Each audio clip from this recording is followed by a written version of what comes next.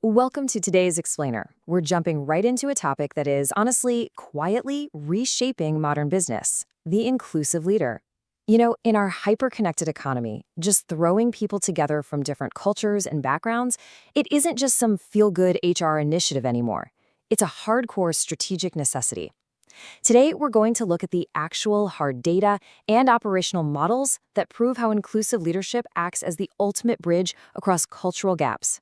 It's literally about turning what could be a huge source of conflict into an absolute engine for innovation. Let's get into it. Okay, let's dive right in by asking a pretty fundamental question. Why do we naturally gravitate toward people who are exactly like us?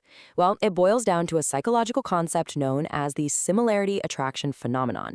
Basically, human beings have this built-in cognitive bias where we unconsciously trust and prefer folks who share our language, our background, our worldview. It feels safe, right? It feels efficient. But here's the catch. In a global marketplace, this natural bias is actually a massive blind spot. I mean, think about it. If a leader just builds a team of clones, sure, they might avoid some initial friction, but they're going to completely miss out on the diverse perspectives you absolutely need to solve complex global problems.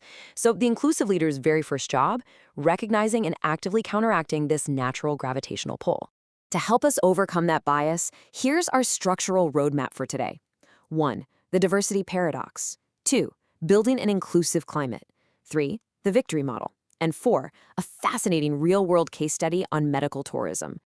All right, starting with Section 1, the diversity paradox. Let's unpack the friction and the flow that naturally happens when you bring diverse minds together. There's this fascinating study of university students from Poland and Romania that perfectly captures this paradox. On one hand, the benefits are just undeniable. Working in multicultural teams significantly broadens our horizons. It teaches us completely different ways of thinking and essentially forces us to learn really advanced cooperation and communication skills.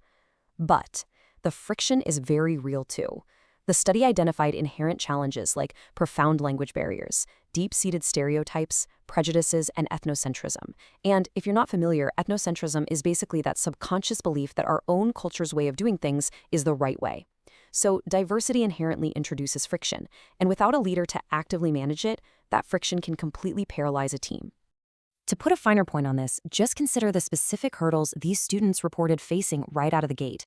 Language barriers and deep-seated prejudices aren't just abstract academic concepts. They are immediate, tangible roadblocks on any multicultural project. Look, before a team can even think about innovating or hitting their KPIs, they have to navigate these incredibly human obstacles. The language barrier immediately slows down coordination, while prejudices, well, they act as a silent poison to team trust. It's a steep hill to climb. So how exactly do we fix it? That brings us to Section 2, building an inclusive climate and turning all that friction into flow.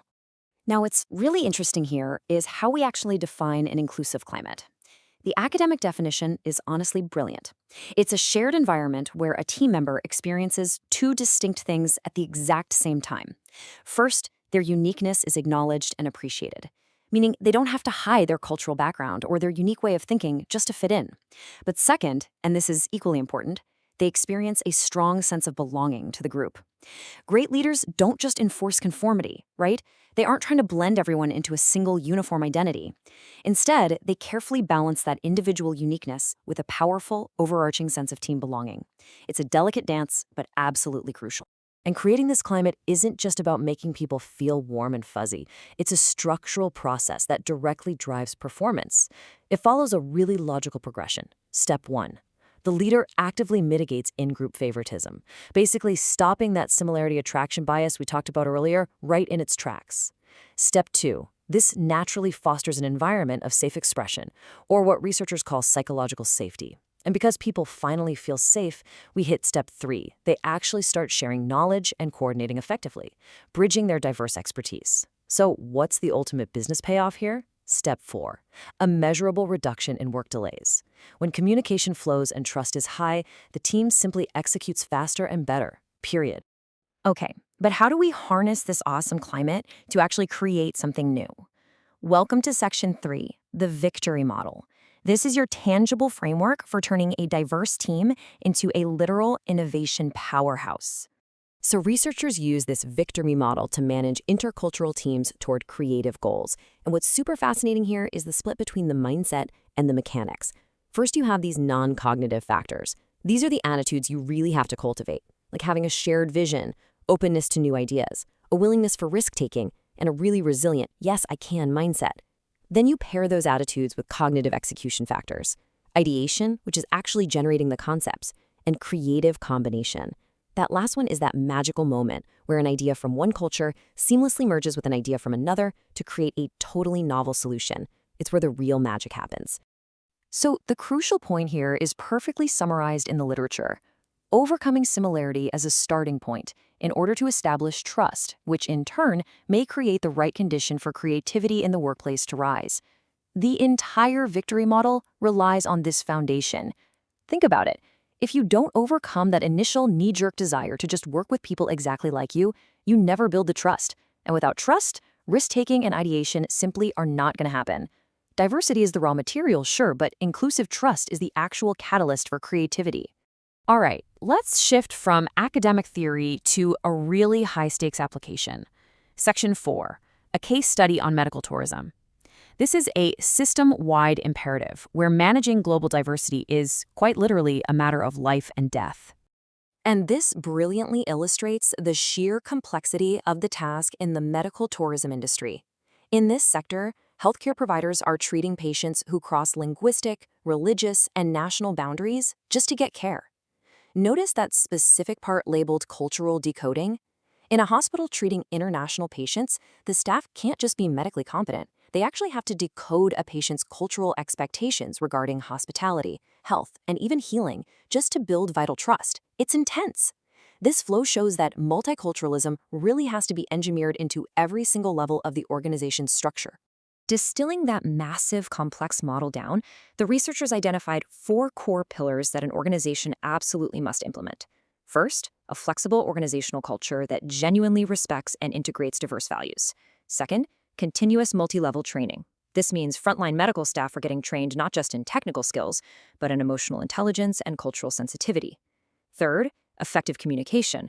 This involves deploying translation tools and formal structures to cross those tricky language divides. And fourth, multicultural elite management, which ensures the leadership itself reflects and actively manages this diversity. Honestly, you need all 4 of these working in perfect harmony to succeed. Which brings us to the core thesis of everything we've explored today. Multiculturalism must be elevated from a soft skill discourse to a system-wide strategic imperative.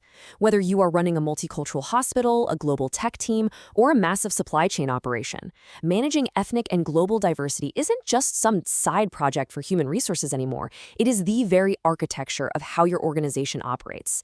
It determines your resilience, your creativity, and ultimately your competitive edge in the international market. It's the whole shebang. So I want to leave you with a provocative thought to reflect on. Take a hard look at your own team, your own leadership style, and your own organization. Are you treating diversity as just a soft skill, a box to check on a corporate compliance form? Or are you treating it as a true strategic imperative for your organization's global success? Are you actively counteracting that similarity bias to build a climate where uniqueness and belonging drive incredible innovation? Really think about it. Thank you so much for joining me on this explainer. Keep learning, keep structuring your knowledge, and I will see you next time.